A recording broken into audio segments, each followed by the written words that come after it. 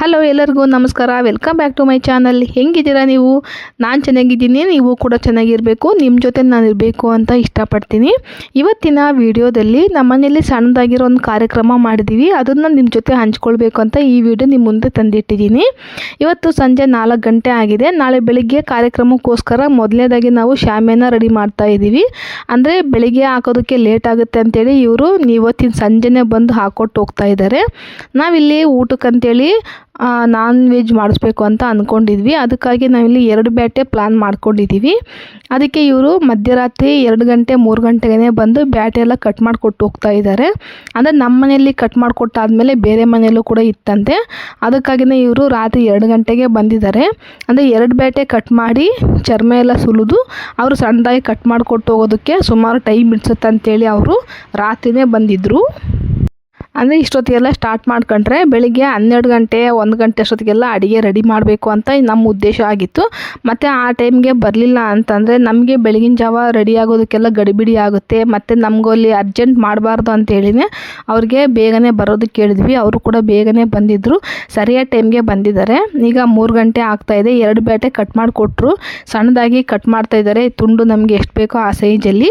ಮತ್ತು ಅವ್ರ ಜೊತೆಗೆ ಒಂದಿಬ್ಬರು ಹೆಣ್ಮಕ್ಳು ಕೂಡ ಬಂದಿದ್ದರು. ಅಂದರೆ ಇವ್ರಿಗೆಲ್ಲ ಮಸಾಲೆ ರೆಡಿ ಮಾಡಿಕೊಡೋದಕ್ಕೆ ಹೆಣ್ಮಕ್ಳು ಬೇಕು ಅಂತ ಕೂಡ ಹೇಳಿದ್ವಿ. ಈಗಾಗಲೇ ಬೆಳಗಾಗ್ತಾ ಬರ್ತಾ ಇದೆ. ಈಗಾಗಲೇ ಟೈಮು 6 ಗಂಟೆ ಆಗ್ತಾ ಇದೆ. ನೋಡಿ 6 ಗಂಟೆಗೆ ಆಗಲೇ ಎಷ್ಟು ಚೆನ್ನಾಗಿ ಬೆಳಕರ್ದಿದೆ. ಮಟನ್ ಎಲ್ಲ ಸಣ್ಣದಾಗಿ ಕಟ್ ಮಾಡಿಕೊಂಡು ಒಂದು ಸಾರಿ ತೊಳೆದಿದ್ದೀವಿ.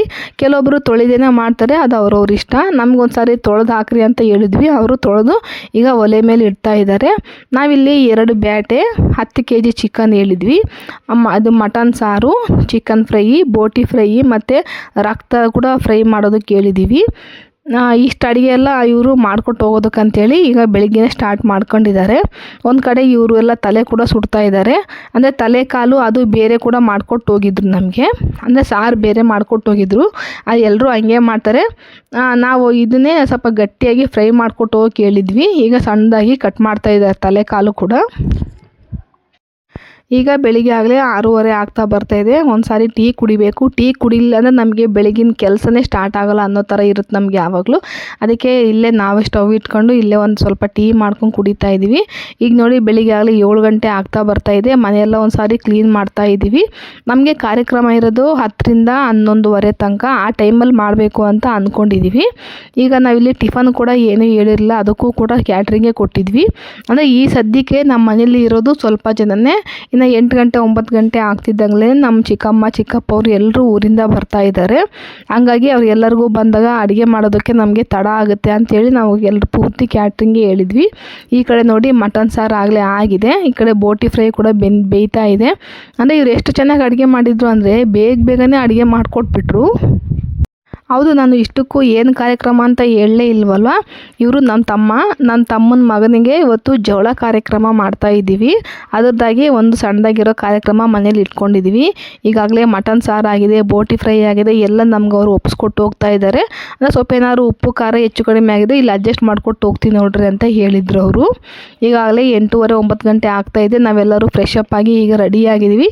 ಟಿಫನ್ ಕೂಡ ಬಂತು. ನಾವಿವತ್ತು ವಾಂಗಿಬಾತು, ಒಂದು ಮಿರ್ಚಿ ಚಟ್ನಿ ಹೇಳಿದ್ವಿ. ಅವ್ರು ಬಂದಿದ್ದಾರೆ. ಈಗ ಅಷ್ಟೊತ್ತಿಗೆ ನೋಡಿ 9:30 ಅಷ್ಟೊತ್ತಿಗೆ ನಮ್ಮ ಮನೇಲಿ ಇದ್ದಿದ್ದು ಸ್ವಲ್ಪ ಜನನೇ. ಈಗ ಮನೆ ತುಂಬ ಕಳಕಳ ಅಂತ ಇದೆ. ಎಷ್ಟು ಜನ ಬಂದರು ಅಂತಂದರೆ ನೋಡ್ತಿದ್ದಂಗೆ ಒಂದು 15 ಜನ ಬಂದುಬಿಟ್ರು ಟಿಫನ್ ಟೈಮ್ಗೆ. ಇವರೆಲ್ಲರೂ ನಮ್ಮ ಚಿಕ್ಕಪ್ಪ ಚಿಕ್ಕಮ್ಮಗಳು, ನಮ್ಮ ಚಿಕ್ಕಪ್ಪರ ಮಕ್ಕಳು ಇವರೆಲ್ಲರೂ. ಈಗ ನಾವೆಲ್ಲ ಫ್ರೆಶ್ ಅಪ್ ಆಗ್ತಾ ಇದ್ದೀವಿ. ಅಷ್ಟರೊಳಗಡೆ ಬಂದೋಗೆಲ್ಲ ಟಿಫನ್ ಅವರೇ ಹಾಕೊಂಡು ತಿನ್ಬಿಡಲಿ ಅಂತೇಳಿ ಇಲ್ಲೇ ಹೊರಗಡೆ ಇಟ್ಟಿದ್ದೀವಿ. ಅಂದರೆ ಇದೇ ಚೆನ್ನಾಗಿರುತ್ತೆ.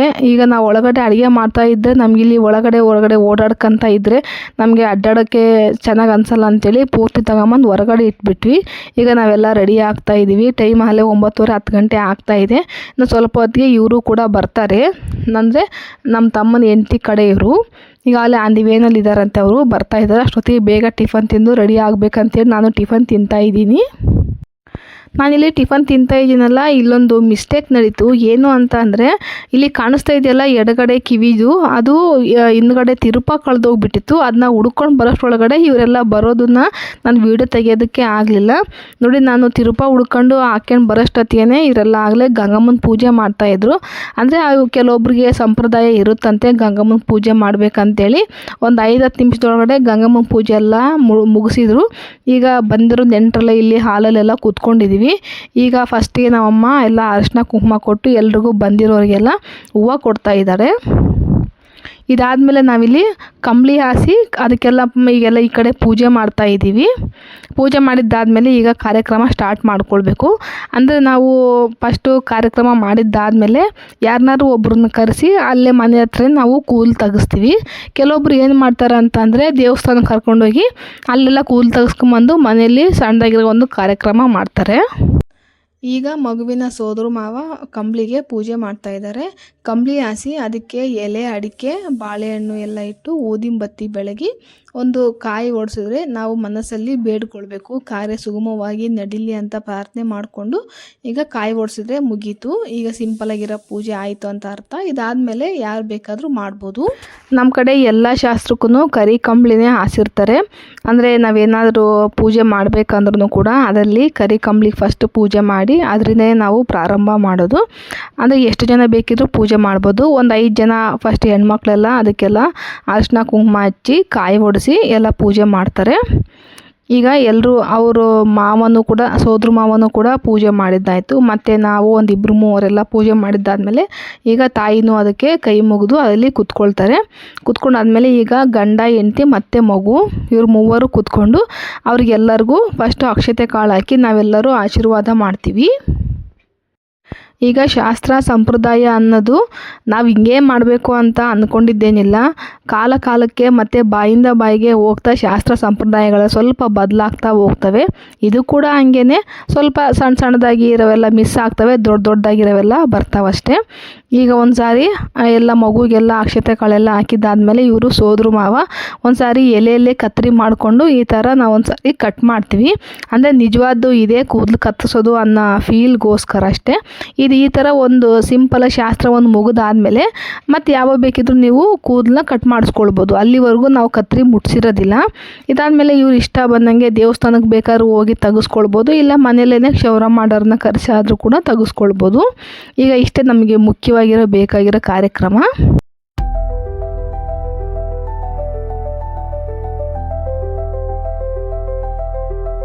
ನನ್ನ ಅಳಿಯ ಸುಮ್ಮನೆ ಕೂತ್ಕೊಂಡಿದ್ದಾನೆ, ಏನೆಲ್ಲೋ ಮಾಡ್ತಾ ಇದ್ದಾರಲ್ಲ ಇವ್ರು ನನಗೆ ಅಂತ ಅಂದ್ಕೊಂಡು. ಅಂದರೆ ಯಾವಾಗಲೂ ಕೆಲವು ಮಕ್ಕಳಾದರೆ ಇಂಥ ಸಮಯದಲ್ಲಿ ತುಂಬ ರಂಪ ಮಾಡ್ತಾ ಇರ್ತವೆ. ಆದರೆ ಇವನಿಗೆ ಸ್ವಲ್ಪ ಬೆಳಿಗ್ಗೆನೇ ಊಟ ಮಾಡಿಸಿ 1 ಗಂಟೆ ಹೊತ್ತು ಚೆನ್ನಾಗಿ ಮಲಗಿಸಿ ಇದಾದಮೇಲೆ ನಾವು ಇವನ್ನ ಎಬ್ಬಿಸ್ಕೊಂಡು ಕರ್ಕೊಂಬಂದಿದ್ವಿ. ಅದಕ್ಕೆ ಸ್ವಲ್ಪ ನಿದ್ದೆ ಆಗಿರೋದ್ರಿಂದ ಸ್ವಲ್ಪ ಸುಮ್ಮನೆ ಇದ್ದಾನೆ. ಆದರೂ ಅವನಿಗೆ ಸ್ವಲ್ಪ ಅರ್ಧಂಬರ್ಧ ನಿದ್ದೆನೇ ಆಗಿದೆ. ಆದರೂ ಅಷ್ಟೇನು ರಂಪು ಮಾಡ್ತಾಯಿಲ್ಲ. ಬೇರೆ ಮಕ್ಕಳಾಗಿದ್ದರೆ ತುಂಬ ರಂಪ ಮಾಡ್ತವೆ. ಇವನ್ ನನ್ನ ಮಕ್ಕಳು ಕೂಡ ಅಷ್ಟೇ ಇಂಥ ಸಮಯದಲ್ಲಿ ಭಾಳ ಕರ್ಕರೆ ಮಾಡ್ತಾಯಿದ್ರು. ಆದರೆ ಇವ್ನು ಹಂಗಲ್ಲ, ಸುಮ್ಮನೆ ಕೂತ್ಕೊಂಡಿದ್ದಾನೆ. ನಾವೇನು ಮಾಡಿದ್ರು ಎಲ್ಲ ನೋಡ್ಕೊಂತ ಮಾತಾಡೋದೆಲ್ಲ ನೋಡ್ತಾ ಇದ್ದಾನೆ. ಈಗ ಬರೋರಿಗೋಸ್ಕರ ಹೊರಗಡೆ ನಾವು ಕಾಯ್ತಾ ಇದ್ದೀವಿ. ಇನ್ನೂ ಒಂದು 30-40 ಜನ ಬರೋರಿದ್ದಾರೆ, ಅವ್ರಿಗೋಸ್ಕರ ಕಾಯ್ತಾ ಕೂತ್ಕೊಂಡಿದ್ವಿ. ಇವತ್ತಾಗಲೇ ಬಿಸಿಲು 12 ಗಂಟೆ ಆಗ್ತಾಯಿದೆ, ವಿಪರೀತ ಬಿಸಿಲಿದೆ. ಮೇಲಾಗಿ ನಾವಿಲ್ಲಿ ಸುತ್ತಲೂ ಶಾಮಿಯಾನ ಹಾಕಿರೋದ್ರಿಂದ ಗಾಳಿನೇ ಆಡ್ತಾ ಇಲ್ಲ, ಬರ್ತಿ ಉಗಿ ಅನ್ನಿಸ್ತಾ ಇದೆ. ಈಗ ಬರೋರಿಗೋಸ್ಕರ ಕಾಯ್ತಾ ಕೂತ್ಕೊಂಡಿದ್ವಿ. ಅವ್ರು ಬಂದಾದಮೇಲೆ ನೆಕ್ಸ್ಟ್ ಕಾರ್ಯಕ್ರಮ ಸ್ಟಾರ್ಟ್ ಮಾಡ್ಕೊಳ್ಬೇಕು. ಈಗ ಅವರು ಬಂದರು. ನಮ್ಮ ಕಡೆ ಸಂಪ್ರದಾಯ ಯಾವ ರೀತಿ ಇದೆ ಅಂತ ಅಂದರೆ, ಮಗುವಿಗೆ ಮತ್ತು ಅವರ ಅಪ್ಪ ಅಮ್ಮನಿಗೆ ತವ್ರ ಮನೆ ಕಡೆಯಿಂದ ಬಟ್ಟೆ ತರ್ತಾರೆ.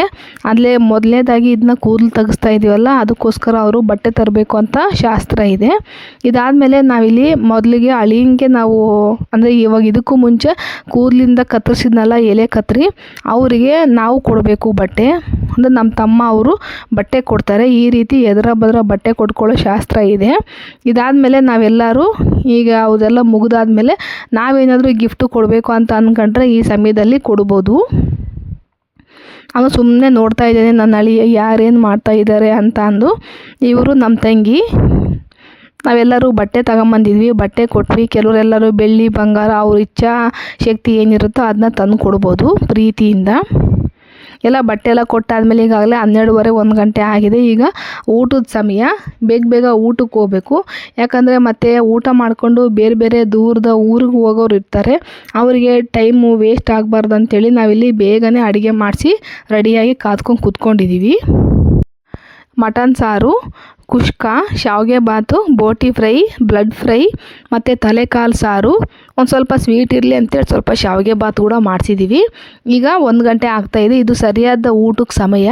ಈ ಟೈಮಿಂದ ಮತ್ತು ಈ ಊಟ ಮಾಡ್ಕೊಂಡ್ರೆಲ್ಲ ಹೋಗೋರು ದೂರದವರೆಲ್ಲ ಹೋಗ್ಬಿಡ್ತಾರೆ ಅಂತೇಳಿ ನಾವು ಇದೇ ಟೈಮ್ಗೆ ಇಟ್ಕೊಂಡಿದ್ವಿ. ಕರೆಕ್ಟ್ ಟೈಮ್ಗೆ ನಾವು ಅಂದ್ಕೊಂಡಾಗೇ ಜನನೂ ಬಂದರು ಮತ್ತು ಅವ್ರಿಗೆಲ್ಲ ಊಟಕ್ಕೆ ಬಡಿಸ್ತಾ ಇದ್ದೀವಿ ಈಗೆಲ್ಲ ನಾವು. ಮೊದಲು ನಾವು ಶಾಸ್ತ್ರ ಮಾಡಬೇಕಾದ್ರೆ ಜನ ಅಷ್ಟೇನು ಅನಿಸಿರಲಿಲ್ಲ. ಬರೀ ನಮ್ಮ ಮನೆಯವರು ಮತ್ತು ಈ ಕಡೆ ಹುಡುಗಿ ಮನೆ ಕಡೆಯವರು ಅಂತ ಅಷ್ಟೇ ಅಂದ್ಕೊಂಡಿದ್ವಿ.